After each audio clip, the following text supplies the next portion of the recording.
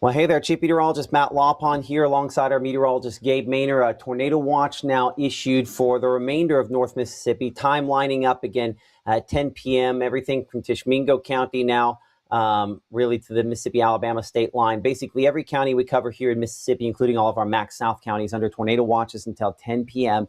Same discussion we had a minute ago. We want to talk through it now that everybody's kind of involved. And one of the things I'm going to check and discuss here as we kind of talk through things for a moment is there are percentages that the Storm Prediction Center puts out on these watches. Like, what's the likelihood of something happening? I'm going to take a time and evaluate and discuss both of these watches, those percentages, and how that kind of plays out with this. So the newest watch does not look like they have the official text and everything out because it's come out just within the last couple minutes, and again involves everybody that wasn't in that last watch: Monroe, Chickasaw County, up north the Tennessee state line, back to the east. On the previous watch, we looked at those probabilities and what's the likelihood of something happening. Similar, if not a little lower, to last night on the probabilities of something significant. Let me pull this back up here for you. So we showed this last night if you're up really late with us as well. This is the first watch, the one that came out a few minutes ago. Look at the odds of something happening here. Probability of 2 or more tornadoes,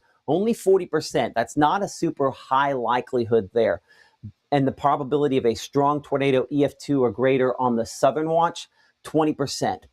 I would say we should expect probably fairly similar numbers, maybe slightly higher, but fairly similar numbers on the watch for the northern part of Mississippi. We should have that graphic out here in the next couple of moments to kind of check that. That's one of the things that I like to check in this scenario here, because the main impact that this watch is, while it is a tornado watch, it's much, much more likely that we're going to see quite a few wind reports, a high likelihood, 70% chance of 10 or more wind damage reports out of this, and a possibility similar to on the strong tornado potential there that maybe we see one of those 65 knot winds, whether it be in excess of 70, 75 miles per hour. So there's higher in a wind potential with this as well. That's probably the main impact we're more likely to see out of these storms. Coming back here into the room-to-room weather center for a moment. So new tornado watch issued. I showed Tishomingo County up there, but just as easily could be Lafayette County, Pontotoc County, Lee County, where we again have those tornado watches in effect. I'm going to get my good microphone back on here for a moment. I've been turning it off a lot today, considering we've been on so much, just making sure we have battery power when it matters most. So what should the takeaway from this be? Very simple. You're much more likely to see wind damage than tornadoes. You're much more likely to see just a thunderstorm than wind damage. This is not a high-end severe weather event on the tornado front. It's just not, thankfully. But could we see brief tornadoes? Yes.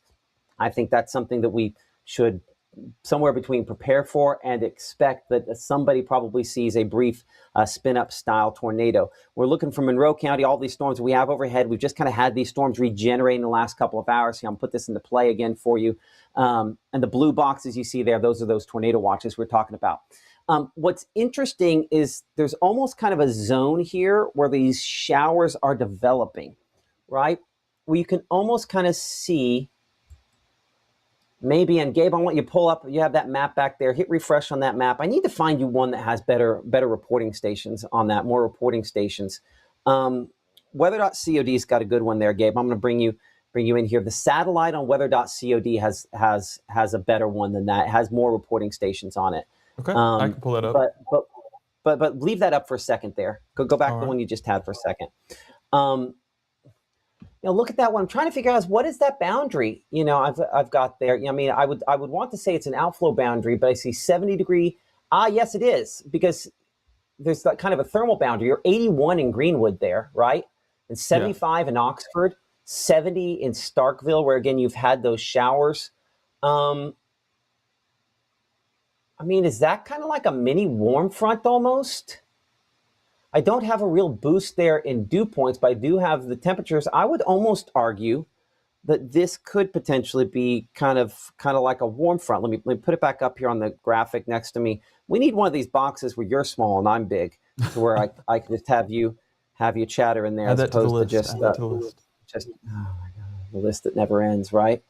When you can have everything, when you get to choose what you want, you can make everything, which is bad decision. So this is what I'm looking at. I'm looking at this interesting part there where you kind of see there's sort of a point here, right? You see that curve back there? I think this is that drier, it's not drier air, but that warmer air surging northward. I think it acts kind of like a warm front. And that then maybe connects back into here with some of these storms. One of the concerns we have for tornadoes is if we can find a boundary from these morning storms that some of these storms can hang on to, they deepen enough, that's when you're going to have that enhanced chance to maybe see tornadoes. But looking straight at this, while I have some showers back there, that storm near Tutwiler is not impressive. Let's look here at a couple of cameras for a moment. Let's go to Winona for a moment. I want to see if we've got a little sun trying to peek through there in Winona. If it's that much warmer kind of in that dry zone there. Maybe clearing a little bit, but I wouldn't call that sun. Do you want me to move it? Maybe here in a minute. Let's take a look at that. Rolling Fork got that severe storm north of you, but again, no sun there. Calhoun County, going to Pittsburgh. I did finally get this fixed. Boy, that's kind of drizzly, really drizzly there. Maybe we need to double check, make sure. I'm pretty sure I got that fixed. Yeah, we did. Okay, there's the difference. There's your Houston camera. So, okay, never mind. There's no sun out there on that. I guess I could have easily, you know how we solved that, Gabe? We just go ahead and we throw up a satellite picture. No, I like the picture. It's like I Spy.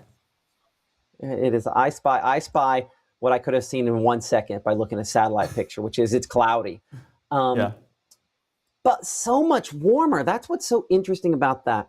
If you go to weather.cod, you can go to their satellite page. On their satellite page, you can add layers. One of the layers you can add on there is the surface observations. Check that out if you would, and pop that up here in a minute. We'll take a look at that.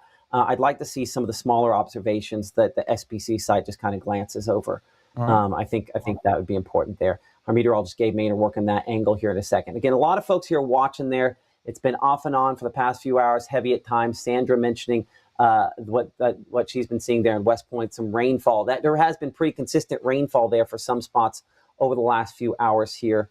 Check and see if the eastern visible. Yeah, these both kind of butt up next to one another. So looking back behind and what's kind of feeding this. See, this is where all your clear is down here, trying to feed into these storms. So that's that more unstable air. That's why, again, this complex down south is the one that we get concerned on that more significant wind potential. Bringing up back up here north, looking at that batch there.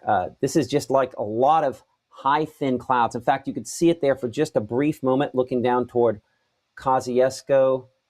Watch this how for a moment you sort of had sun there. So there's somewhat clearer conditions below this kind of mid-level cloud cover here and that kind of warmer air intruding northward.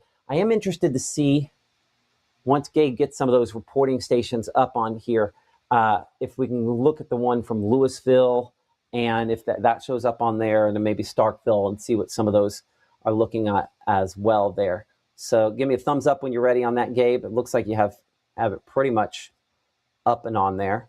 So let's bring Gabe back on for a moment. A look at that. Been battling the Zoom, so I apologize. Just say you can't read anything. Let's go ahead and change the